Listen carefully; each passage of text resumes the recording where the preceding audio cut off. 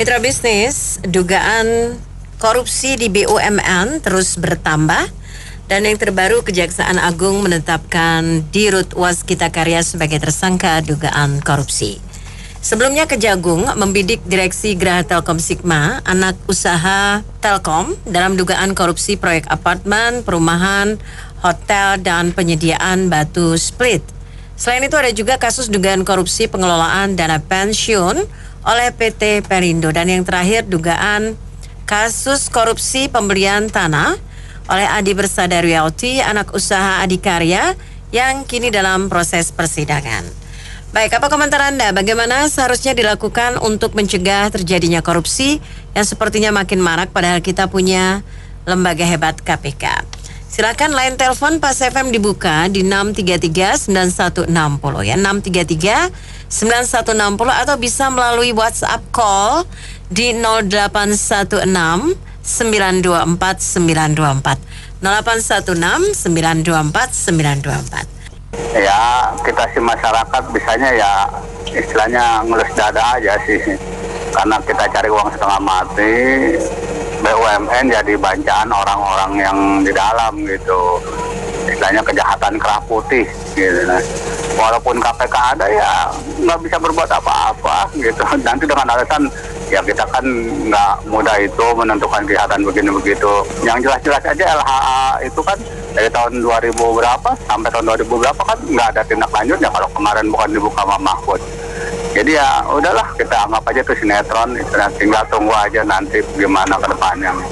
Ada nggak pejabat yang berani berantas itu gitu, atau cuma sekedar janji-janji aja, itu aja. Gini, kalau korupsi di BUMN itu bukan makin marak kali, sudah marak dari zaman dulu. Cuma kalau dulu kan tutup-tutupin karena kan kalau korupsi itu pimpinannya malu. Nah sekarang dibongkar gitu.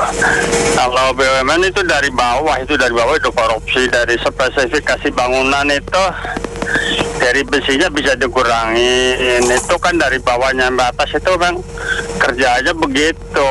Makasih. Walaupun jaksa, KPK dan lain-lain itu hebat, tapi kalau di tingkat pengadilannya dalam tanda petik ya yang memutuskan hukuman tersebut lemah atau kurang, ya koruptor akan tetap merajalela. Karena percuma ada KPK pun dituntut 10 tahun, tapi kalau diputus 4 tahun dan nanti ada ada remisi, ada tingkat banding sampai ke MA, putusannya berkurang terus, jadi akhirnya tidak ada efek jerah. Terima kasih.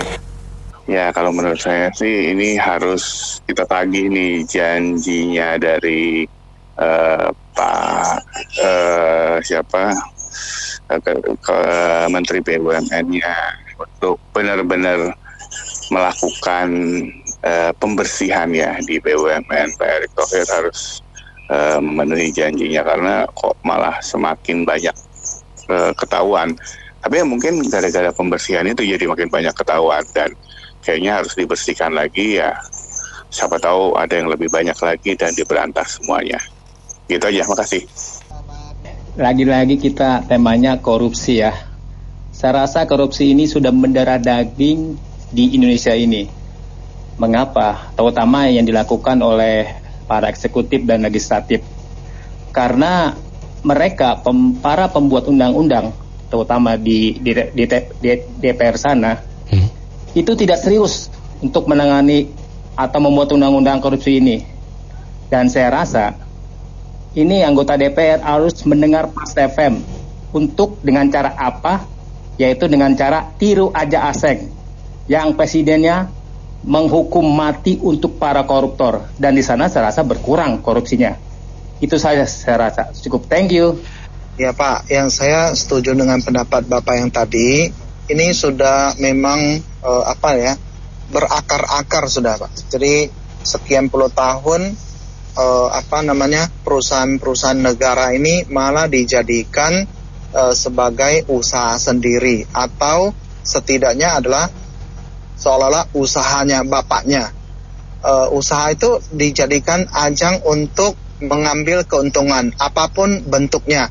Jadi pengawasan kalau sudah ketangkap itu kan sudah penindakan, tapi pengawasan sama pencegahannya itu yang kurang.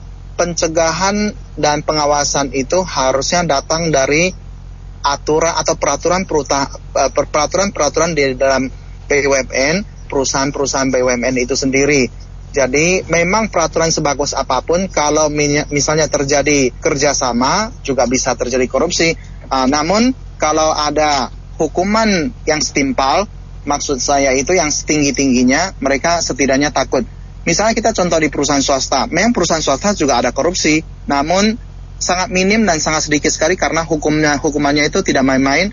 Walaupun kecil besar itu langsung lapor polisi, langsung ditangkap, langsung dipenjarakan. Lalu dimuat ke koran supaya orang ini tidak diterima di perusahaan-perusahaan lainnya. Jadi maksud saya itu terutama pejabat-pejabat ini kalau mau belajar sama tadi yang asing itu, di sana sih memang kalau korupsi BUMN ya, hukuman mati dalam 3 bulan, 6 bulan itu sudah hukuman mati itu. Kalau Indonesia tidak hukuman mati, namun setidaknya mengesahkan undang-undang untuk perampasan aset pemiskinan. Demikian. Sore-sore naik motor. Ayo kita sikat para koruptor. Dari tadi judulnya benang merahnya adalah bicara tentang korupsi di BUMN. Kita lihat dari atasnya dulu. Sekarang persoalan penunjukan komisaris kadang-kadang itu tidak berbanding lurus dengan kompetensinya. Misalnya tadinya dia ngurus sepak bola, tahu-tahu suruh ngurus urusan telekomunikasi. Kan nggak nyambung tuh. Tadinya dia ngurusin serikat buruh, mendukung pemerintah yang ada, terus sekarang jadi ngurus perusahaan konstruksi. Bayangin aja, tadinya dia atlet basket, sekarang suruh main sepak takraw. Ya kan? Tuh banyak kita pertanyakan kompetensinya itu. Akhirnya dua juga ada terkenal tuh ya di dalam BUMN itu. Ya jadi perusahaan keluarga, misalnya bapak masuk di BUMN itu dia akan ajak saudara-saudaranya untuk kerja juga. Proses rekrutmen tidak selalu mencari profesional. Begitu. Terus yang berikutnya lagi ya, yang ada adalah kadang-kadang mereka melebarkan ke sektor usaha yang nggak jelas. Misalnya dari perkebunan terus main properti, ya kan? Dari kereta api, bisnis apartemen, ya kan? Ya kadang-kadang juga tidak ditunjuk orang yang profesional. Jadi masalahnya di sini profesionalisme. Wah, orang yang ada di dalamnya terlibat lebih kepada bancakan. Sekarang usut begini jadinya. Kan ada orang bilang serahkan kepada ahlinya maka beres. Kalau serahkan bukan kepada ahlinya ya tunggu aja kerusakannya. Bukankah begitu? Ya, ini BUMN kan perusahaannya negara. Kalau bahasa dulu agak kasar sedikit dari Bapak Ahok itu adalah emangnya nenek moyangnya. Jadi maksud saya itu negara BUMN terus kan diinjek PMN oleh negara. Jadi apalagi yang rugi-rugi itu Pak, dan sebagian besar kan rugi. Memang tahun ini katanya store DPD-nya sampai 80 triliun, paling besar sepanjang sejarah. Namun kalau misalnya tidak dikorupsi mungkin ya 10 kali lipat Pak, 800 triliun bukan 80 triliun. Oleh karena itu, yang selama ini yang kita rasakan dan kita lihat, memang itu kroni-kroninya, direksinya atau apanya. Jadi dari kakeknya ke anaknya ke cucunya. Maksudnya apa? BUMN itu banyak perusahaan-perusahaan seperti itu, induknya, holdingnya nanti ke perusahaan anak, perusahaan cucu, perusahaan cicit, dan nama-nama mereka itu rata-rata itu ditaruh di bawah-bawahnya lagi. Melebar juga mendalam gitu loh. Oleh karena itu untuk mencegah korupsi itu bukan dengan cara menindak, namun adalah mencegah sejak awal. Mencegah sejak awal itu apa? Adalah tegakkan peraturan yang paling berat punya, mati. Habis itu baru hukuman seumur hidup. Habis itu perampasan aset dan pemiskinan. Pasti takut. Orang koruptor secanggih apapun, nomor satu dia pasti nyawa, nomor satu dia paling takut dihukum mati. Yang kedua dia paling malu apa? Kalau dimiskinkan dan disita semua asetnya. Itu dua peraturan ditegakkan dulu. Menurut saya 50%, 80% korupsi di Indonesia itu baik pemerintah maupun swasta pasti bisa teratasi. Ya, menurut saya solusi terbaik adalah dengan melibatkan keluarganya sendiri sebagai polisi untuk mencegah anggota keluarganya korupsi. Gimana caranya?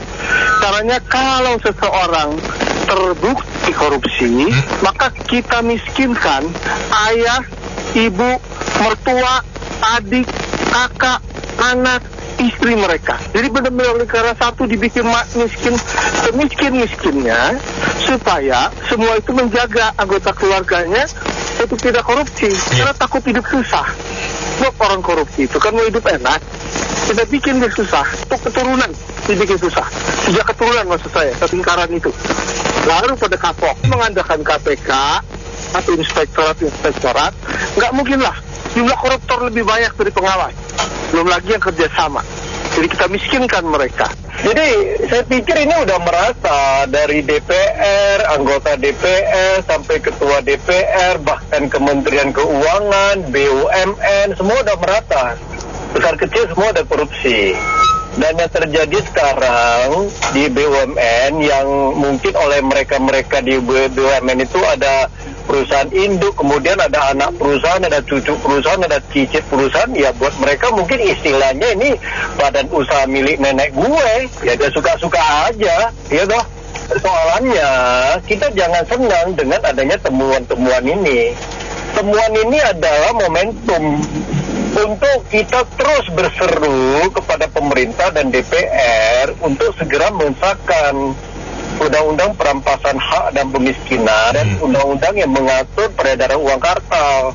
Entah apapun alasan mereka, kalau kita lihat beberapa media yang meliput mereka, yang DPR dia buang bola ke pemerintah, yang pemerintah buang bola ke DPR. Jadi maunya apa? Kita berseru terus. Pas FN juga lebih aktif lagi supaya apa, presiden kupingnya merah. Nah, rapor dia belum baik kalau hukum di tangan dia sampai 2024 tidak melahirkan undang-undang ini. Sebab undang-undang ini minimal adalah senjata. Temuan-temuan itu entah KPK melakukan OTT atau temuan ini bukan hal yang baik. Karena apa? Hukum tidak ditegakkan dengan seadil-adilnya, berkeadilan. Hukuman mereka terlalu ringan. Siapa yang takut? Ya terus-terus aja wong di penjara ngumpul-ngumpul ketawa-ketawa. Jadi terus kita serukan. Ini pemerintah harus dengar. Ya saya kira ini momentum lah untuk kita ingatkan terus. Harus ada satu realisasi. Kita nggak mau peduli langkah politik mereka seperti apa. Kita juga harus menyadarkan mereka ada konsekuensi. Karena apa? Waktu tax amnesty sebenarnya itu kesempatan untuk pemutihan harta. Setelah itu udah nggak boleh lagi. Cuma saya melihat di situ masih ada langkah politik adanya tax amnesty kedua. Ini repot nih. Itu tax amnesty udah selesai udah. Jadi mereka diberikan kesempatan, you bersihkan dosa you deh. Setelah itu nggak ada lagi. Titik. Saya kira ini ya poin penting yang perlu kita highlight lah. Saya kira gitu. Kalau bisa tuh Pak Jokowi itu mesti tegas ya, kayak Aquino dulu. Kalau memang ada korupsi, siapapun juga mesti dipecat. Kalau bisa disita asetnya, karena di koruptor itu yang paling takut tuh bukan hukuman mati, tapi kalau duitnya disita itu paling takut. Dan kalau bisa sistem pembayaran online tuh Bu ya, itu bukan hanya sampai tingkat atas, tapi sampai tingkat bawah. Mulai kepala desa semua tuh kalau ada pembayaran tuh sistemnya online dan bisa dipantau. Terus kedua, yang bahayanya di sini tuh ada kayak waktu itu Pak Anies mau dicek ya sama KPK, dibilang tujuannya mencekal atau segala macam. Nah yang kayak gitu jangan diadain lagi tuh. Kalau KPK mau besi tegas gitu ya, mau agamanya apa salah ya salah gitu, jangan pilih-pilih. Terus yang ketiga tuh ya kalau terutama ini dia undang-undang penyitaan aset sama pembuktian aset balik itu secepatnya di tanda tangan sama Pak Jokowi. Kalau itu semua udah dijalanin, saya rasa sih korupsi bisa nurun. Dan itu aja, makasih. Hukumnya harus ada, harus tertulis di undang-undang. Kita dimiskinkan hukum mati, baru jerak. Jadi pejabat bukan memajukan rakyat, majukan kantong sendiri. Bagaimana ini? Lama-lama negaranya habis, bisa-bisa dijual negaranya ke negara lain. Lihat aja tuh di Papua, setiap hari aja ribut-ribut. Karena situ banyak emas, banyak uraniumnya. Itu orang Papuanya ada senjata dari mana? Dari pihak luar yang danain. Hati-hati aja negara ini. Semua udah tahu negara kita ini kaya raya. Itu aja Bu. Hukuman terberat itu harus segera disahkan. Jadi Menurut saya kan hukuman terberat itu, mereka kan sudah ada sumpah-sumpahnya, pejabat itu kan sudah ada sumpah-sumpahnya. Jadi hukuman terberat adalah hukuman mati. Itu nomor satu harus ditegakkan dulu. Kalau tidak bisa hukuman mati, hukuman seumur hidup. Yang kedua yang paling ditakutkan adalah aset orang itu korupsi paling takut asetnya itu dirampas kembali, dimiskinkan, baik dia maupun keluarganya. Jadi hukuman terberat itu ditetapkan dulu, hukuman mati ataupun hukuman seumur hidup, perampasan asetnya itu keluarganya dan saudara-saudara keluarganya semuanya itu yang dimiskinkan. Orang yang merampok itu atau korupsi itu kan paling takut uangnya itu diambil kembali dan dimiskinkan. Segera ditetapkan, disahkan oleh DPR maupun pemerintah. Terima kasih. Itu yang di tahanan yang sudah ada keputusan hukuman mati itu harus dijalankan dulu supaya orang jerah, masyarakat juga tahu hukuman mati itu benar terjadi. Jadi orang takut bernarkoba, orang takut berkorupsi. Jangan kayak sekarang di dalam penjara tapi masih bisa hidup enak. Mau hidup enak pastinya di penjara itu harus keluar uang. Nah, dia ngajarin lagi orang-orang untuk berkorupsi, untuk menghasilkan uang supaya dia di penjara hidup enak. Nah, nggak habis-habis satu, nggak ada contohnya. Harusnya dikasih contoh, memang udah hukuman mati ya udah dieksekusi aja. Jadi nggak buang-buang nasi, nggak buang-buang beras, nggak sayang-sayangin. Kasih aja fakir miskin kalau ini di Suma. Kan memang udah hukuman mati, kenapa nggak dilaksanakan? Itu aja sih. Mengurangi korupsi itu harus jelas-jelas dilaksanakan hukuman mati buat koruptor dengan cara dipermudah. Misalkan $1 juta ke atas atau 15 miliar ke atas sudah mati hukuman mati. Saya rasa hilang 1.000 koruptor itu paling tidak. Itu aja. Makasih. Kan semuanya tuh tergantung pimpinan ya. Kayak Pak Jokowi kan presiden tertinggi ya.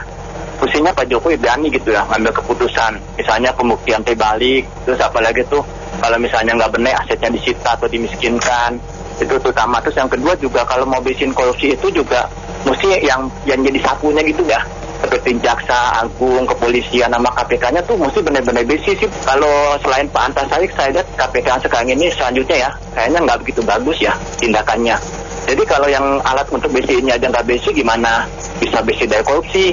Terus yang ketiga juga, kalau bisa sistem pembayaran semuanya pakai digitalisasi lah, udah nggak zamannya pakai cash gitu ya, supaya paling nggak meminimalkan orang korupsi. Itu aja, makasih. Saya rasa sih jadi koruptor tuh paling enak, paling asik. Udah begitu dihukum hukuman, nggak betul-betul gitu. Pasal-pasalnya juga pasal-pasalan gitu. Tidak serius, jadi enak gitu. Iya gitu aja. Iya, kalau menurut saya KPK ini udah nggak perlu dibanggain lagi sekarang ya. Sejak direvisi undang-undangnya lalu dipimpin oleh seorang Firly Bahuri yang rekam jejaknya juga nggak bagus ya, apalagi penyidik novel juga udah ditendang gitu ya, yang udah terbukti integritasnya. Ya, jadi kalau belakangan ini beberapa petinggi BUMN terbuka gitu ketahuan ya. Ya sebenarnya itu untuk menyenangkan masyarakat aja, kecil-kecil ditangkepin, tapi yang di atasnya itu masih ada sebenarnya. Saya sih yakin kalau petinggi BUMN itu korupsi nggak dimakan sendiri duitnya, tapi ngalir lagi ke atasnya. Jadi kalau menurut saya ungkapan ikan busuk dari kepalanya itu benar banget. Sekian dari saya, itu aja, terima kasih. Menurut saya susah ya. Mungkin perlu pemimpin yang sangat mungkin kayak diktator gitu ya. Cuman jujur ada nggak yang kayak gitu, sama dibantu ada dia ada bawahannya yang bisa membantu dia gitu loh. Kalau bawahannya nggak bisa bantu juga percuma. Kalau menurut saya sih kalau mau ya semua transparan aja gitu, dari misalnya deal proyek semua itu diumumin ke publik atau gimana. Jadi kan ketahuan nih yang menang tender siapa nih, kenapa dia bisa menang tender, ya kayak gitu-gitu harus transparan sih, lebih transparan. Tapi bisa nggak gitu kan? Oke, makasih. Kalau korupsi itu semuanya baunya itu di instansi itu pasti banyak yang tahu. Korupsi itu sangat terbuka kok. Kita urus apa aja pasti ada uang politiknya. kalau berniat untuk diberantas itu coba dipakai di sistem Amerika. Siapapun yang melapor dapat bagian dari jumlahnya. Anggaplah nggak separuh-separuh lah, 20%. Itu pasti banyak yang mau melapor dan pekerjaan jadi lebih ringan, tentu disertai dengan bukti-bukti. Kalau di setiap instansi pasti ada yang cemburu, pasti ada yang iri hati, pasti akan ada yang melapor, dan itu pekerjaan bagi aparat penegak hukum jauh lebih ringan, dengan catatan dapat reward dan namanya dirahasiakan dan dilindungi gitu. Jadi kemungkinan itu akan menurun drastis. Kita sebagai rakyat cuma menonton aja, Bang. Ini KKN ini kolusi nepotisme ini mungkin menjadi jahat, apalagi mau penghabisan ini. Dari setoran semua di pemerintahan lagi semuanya. Kita lihat di kepolisian, anak-anaknya masuk. Jadi itu juga, ya kan, masuknya gampang, anaknya kita lihat kan gampang semuanya. Nah sekarang itu juga, mau jadi ini backingnya siapa? Jadi kita rakyat ini cuma sekedar menonton saja lah perilaku mereka ini. Korupsi nepotisme ini mungkin menjadi-jadi, apalagi mau berakhir ini ya. Kita lihat saja nanti lah sampai 24 ini gimana, mungkin naik atau mungkin disikap-sikapin habis nih pada KKN ini oleh pemerintah kita ini. Begitu saja. Kalau misal mungkin jadi, alhamdulillah, rakyat tinggal menonton lagi. KKN ini mungkin menjadi-jadi, begitu saja. Saya heran ya, melihat pejabat itu di Indonesia selalu korupsi terus ya.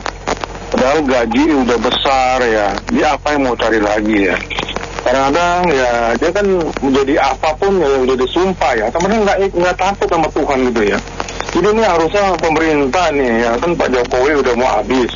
Harusnya yang baru nih benar-benar bikin hukum mati gitu, jadinya reda. Kalau nggak bikin hukum mati, negara ini bisa kacau terus sampai semua cucu buyut sampai begini terus. Iya, jangan heran ya kalau pejabat negara kita pada korupsi, atau PNS ada, ASN atau apapun aparat negara pada korupsi, hidup-hidupnya malah viral baru ketahuan oleh rakyat dan baru diusut. Karena negara kita untuk menjadi pejabat negaranya di belakang layar, eksekutif, legislatif, yudikatif, bahkan di pemilu, itu kan jabatan atau settingan. Jadi ada dua kelompok ya. Pertama kelompok VIP, maunya gratisan, lainnya begitu. Yang lainnya suruh bayar, yang kelompok dua ini dengan biaya besar. Jadi begitu sudah jadi pejabat negara atau mungkin ASN aparat negara lain, gimana caranya mereka untuk balik modal dengan cepat yang sudah mereka keluarkan? Maka salah satu caranya adalah korupsi. Kemungkinannya seperti itu. Adapun yang gratis, ada juga yang masih korupsi, padahal gratisan VIP gitu ya. Kemungkinan seperti itu. Cuman yang lainnya nggak berani ngusip. Mungkin aparatnya sudah bisa diajak nego. Jadi yang berkuasa VIP dan lain sebagainya, mantan-mantannya, mereka nggak berani mengusut ya. Kemungkinan seperti itu. Terima kasih. Assalamualaikum warahmatullahi wabarakatuh. Begini ya, kita bukan semakin marah kasus korupsinya. Itu masalahnya pengungkapan. Diungkap apa enggak? Ditangkap apa enggak? Maaf ya, saya punya keyakinan ya, ibaratnya itu yang koruptor itu adalah ikan. Kita nggak usah pintar untuk mancing, tinggal serok aja pasti dapat. Yakin deh, nggak ada yang korup. Maaf ya kalau punya keyakinan begitu, karena buktinya begitu. Jadi kita ini udah masif. Saya kira susah ya untuk mengeliminir ini, karena political will-nya ada di gedung Senayan sana, ya. Itu undang-undang penyitaan aset koruptor aja susah lolosnya. Udah berapa tahun tuh? 13 tahun ya. Nah hal-hal kayak gitulah ya kita lihat. Saya menginginkan misalnya di pemilu ya, pemilu partai politik yang lagi kampanye nih, kasih dia teken kontrak politik, berani nggak ya? Caranya saya adalah bikin satu undang-undang, jadi semua kalau sepakat, semua fraksi di DPR nanti yang berkuasa harus membuat satu undang-undang yang penghukumannya jauh lebih berat, jangan cuma segitu ya, jauh lebih berat. Kemudian kasih moratorium, oke ya, yang sudah lewat, tapi 2 tahun kemudian akan berlaku itu undang-undang, dan siapa yang akan melakukan korupsi lagi, hukum mati ya. Sama sisa itu 1 keluarga, nggak ada yang boleh kaya, termasuk saudara-saudaranya. Kan PPATK bisa mantau itu duitnya kemana-mana kan. Jadi baru bisa clear. Kalau nggak bisa. Begitu. Kita sebagai warga masyarakat itu memberikan suara via Fast FM itu tentu adalah demi kebaikan negara ya, bukan untuk menghakimi atau menjelekkan sesuatu instansi atau orang-orang. Jadi pejabat itu sumpah jabatan apapun bentuk jabatannya. Jadi sumpah jabatan itu untuk apa?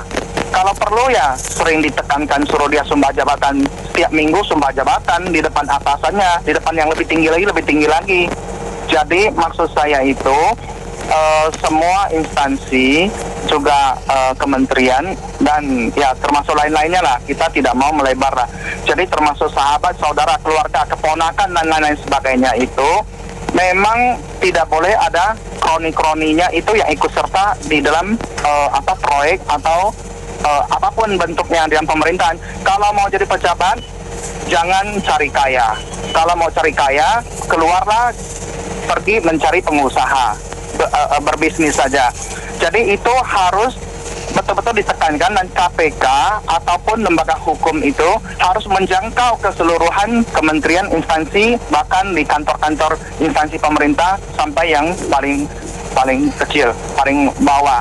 Jadi maksud saya itu demi kebaikan negeri. Ini uangnya itu banyak sekali. Indonesia itu 2.500-an triliun penerimaan pajak dan non pajak.